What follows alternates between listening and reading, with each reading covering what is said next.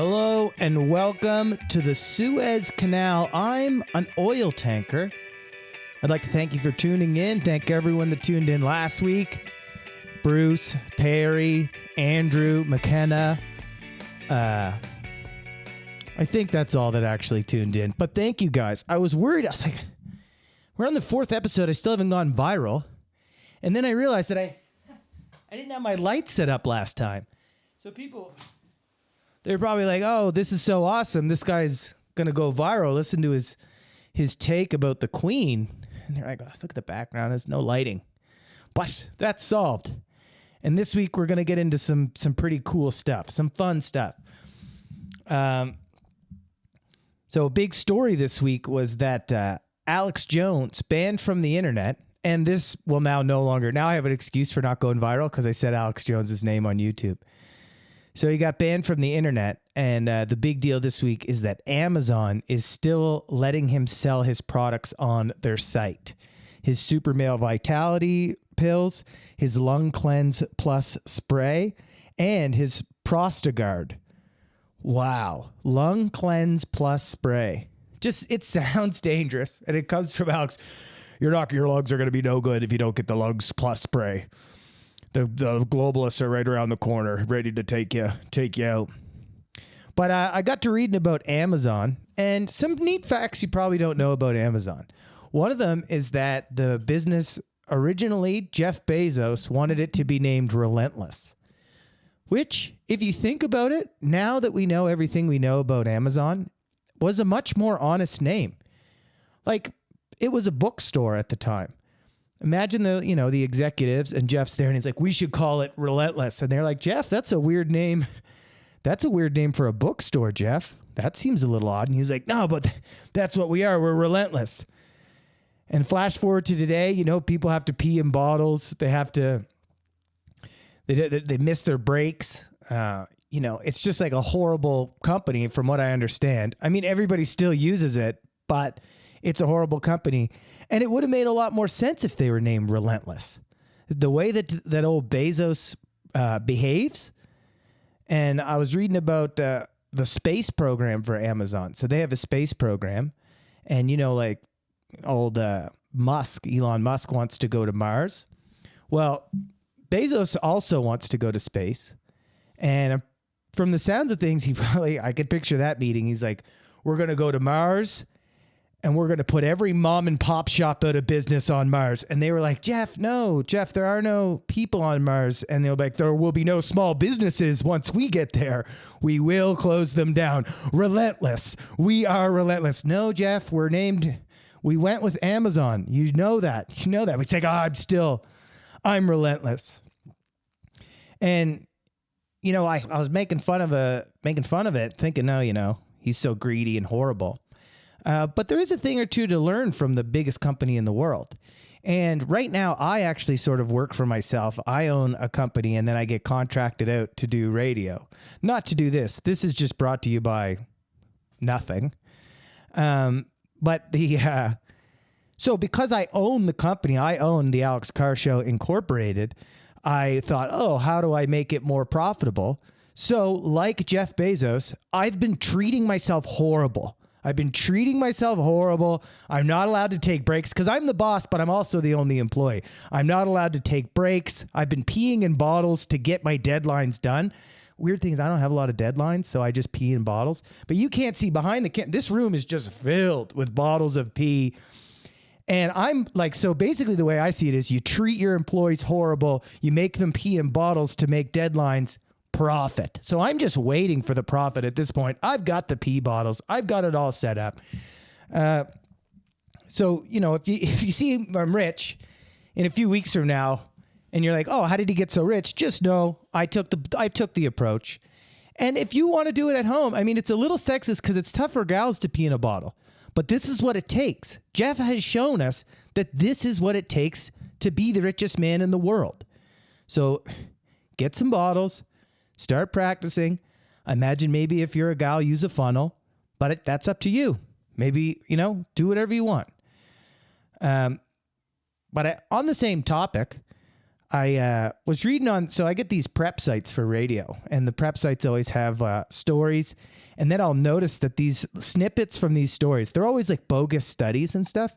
And then I'll see it on the news, the CTV, Global, all the big ones will talk about it as if it's like the most fact of facts. And then you look into like whatever study it was, and it's just like 10 people. And the honest truth is that these sort of studies that you see on the news they're more to guide public opinion than to reflect public opinion. They kind of tell you what they want you to think, and you can think what you want about that. But this week, they had one, and they were like, conspiracies are dangerous. So conspiracies, which are words, which are sounds, are dangerous. And the study said, even if you don't believe a conspiracy, it's still dangerous because you will then live the rest of your days thinking about things differently because the conspiracy is in your mind. So for your own safety, you should not listen to conspiracies. And if you hear one, basically try to get it out of your head right away. So, and you know what's awesome? You know who this is great for? Anyone who's conspiring to do something evil. How pumped are they that this came out? Like not long ago, every bread company in Canada got together and was like, let's fix the price of bread. And we'll charge. So those jerks, every time you bought a baguette, every time you bought a bagel, you paid more than you should have because the bread companies fixed the price. This was a conspiracy that was true and was proven. And then we all got $20 10 years later. That's what happened out of it. They were caught, whatever. But man, oh man, if those people, if they had known that all they had to do was like, you guys need to, it's not us fixing the price of food that's dangerous. It's you guys talking about it. That's what's dangerous. My goodness. You know, yes, we fix the price of everything from corn to bread. Look it up. It's all been, this is all, yes, we conspired to do that. But you've been telling people that's what's dangerous. My goodness. Enough. So that's one that was dangerous. We're going to go into another one that was on the prep sites this week. Danger. They're always trying to scare you. All of these stories were on the news this week. Another one, hand dryers. Hand dryers, dangerous. You know those hand dryers that you use in the bathroom or that you pretend to use if you're gross? You know, if you just kind of wait for the other people and then walk out, you dirty dog. But yeah, the hand dryers are dangerous. And it's because they blow bacteria onto your clothes, and then you walk around with the bacteria on your clothes all day. And on the one hand, I was grossed out, but then I thought about the thousands and thousands of times that I've dried my hands on my pants, right? Because we've all done that when there's no paper towel in there, or if there's a line, you're at like a hockey game, there's a big lineup in front of it. It's like, I'm just drying them on the pants. And I mean, I've never done it. If you're grossed out by it and you're watching and you're grossed out and it'll affect your judgment of me, I've never actually done it. It's a joke. But I can imagine, I could understand people that did. I've never liked hand dryers. I've always been pro paper towel. Ask anyone. I've always been pro paper towel. And because for these hand dryers, there's either, you go, back in the day, if you remember, you go in, especially in like a dingy bar, and you put your hand under the thing, and it's almost like a 90-year-old man is blowing on your hands. It's like almost like the hand dryer is trying to arouse me by it's like, keep it in your pants, hand dryer. Disgusting. So you get those ones. There's those hand dryers, which I don't even think dried. They basically, like, they're so slow your hands would mold, and the mold soaked up the water. Then the other ones were these like Tim the Toolman Taylor, Binford 5000, blow your hands, put it off of your sorry, headphones. I'll turn it down in post. Then you could see the ripple on your hands, and I kind of thought those ones were better. I was like, okay, we no longer have, the 91-year-old man trying to turn on my hands. Hey, am I the only one that was turned on by hand dryers? I don't know. But yeah, and so then they had these ones, but they definitely blow air all over your body. And so on the news this week, they were letting you know this is dangerous. This is dangerous, guys. You need to be aware of that. Now I guess we'll get into kind of some bad news. Cigarettes are making a comeback.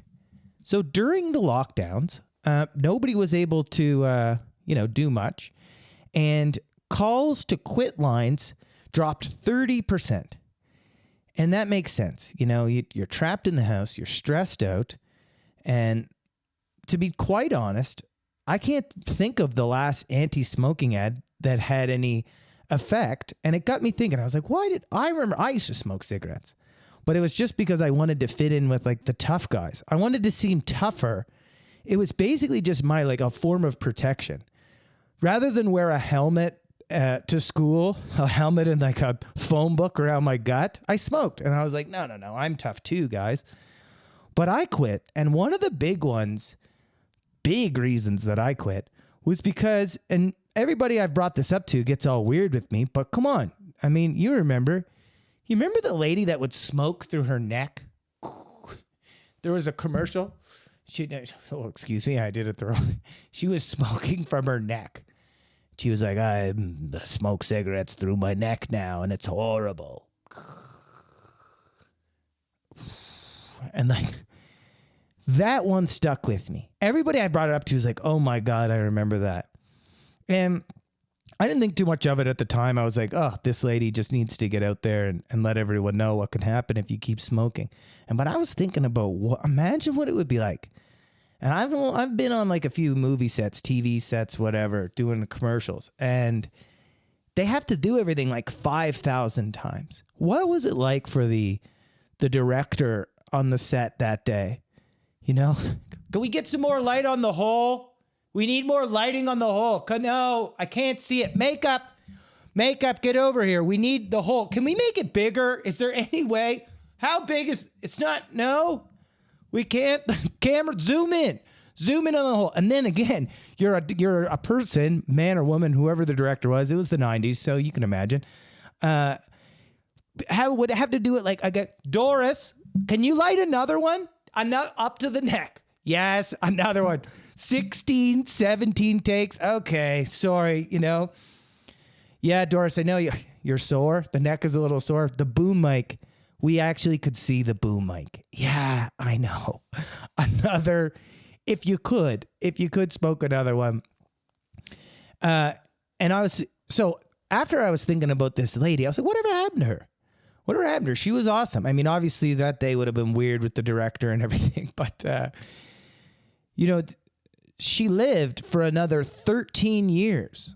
The lady lived for, 15 years. I'm checking my notes. I wrote notes down this time.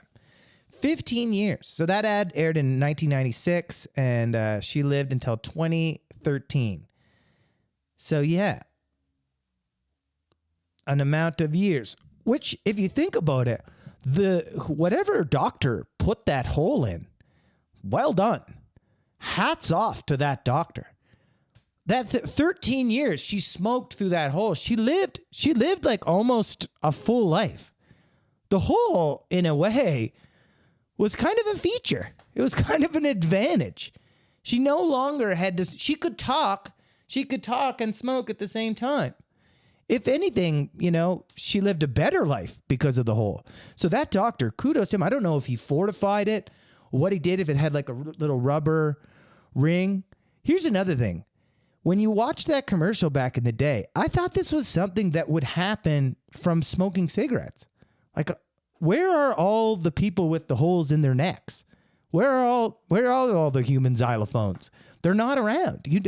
It's like she was the only person to ever have a hole in her neck. And they made the commercial with her. And I'm so glad that they did. Rest in peace to her name, to her. For real, I was really sad. Like, obviously she's passed away now, but she helped people like me quit smoking. And thank you so much to her. But also, big shout outs to that doctor. Wow. Well done, sir. There's not much time left. 3 minutes. I was going to end it there, but I guess I can do one more. Should I try to update about anything? What's going on? Bank scam is still waiting on the bank to give my money back. I think that the owner of the bank might have tuned into the podcast and like, no, he was on there telling people to scam him.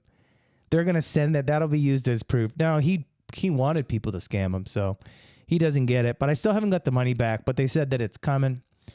I guess I'll end it there, about 15 minutes. We didn't get to the 17-minute mark. Thank you all so much for tuning in. We covered a lot today. The conspiracies are dangerous. Hand dryers are dangerous. And a huge shout out to the lady that used to smoke through her neck. Amazing. You know, wow. Thank you so much.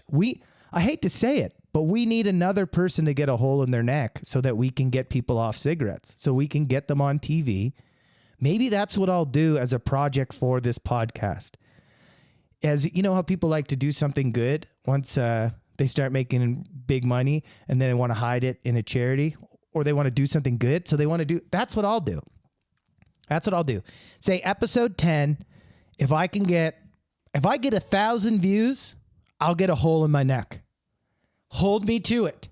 Hold me to it. I get a hole in my neck. Welcome to the podcast. I don't even smoke. Welcome to the podcast. My name's Alex. Thank you so much. If you smoke cigarettes, you shouldn't. And then I'll just show the hole. And it'll show the dedication, and it'll show that we've built something and we did this together. And then maybe if you're like a super fan and we do like a meetup, everyone, you get a hole in your neck too. Get a hole in your neck, and then I'll know, oh, you listen to My Word. You must have heard episode 5. And we'll just, maybe that'll be our handshake. We'll put the holes together. It'll make a little sound, sort of. 2 holes on each other. I don't know. It's just a thought. I'll definitely, all jokes aside, I'll definitely get the hole in my neck for you guys. Thank you so much for tuning in. I got more stuff coming up next week. I really appreciate it. My name's Alex Carr. This is My Word, episode 5. Have a great day.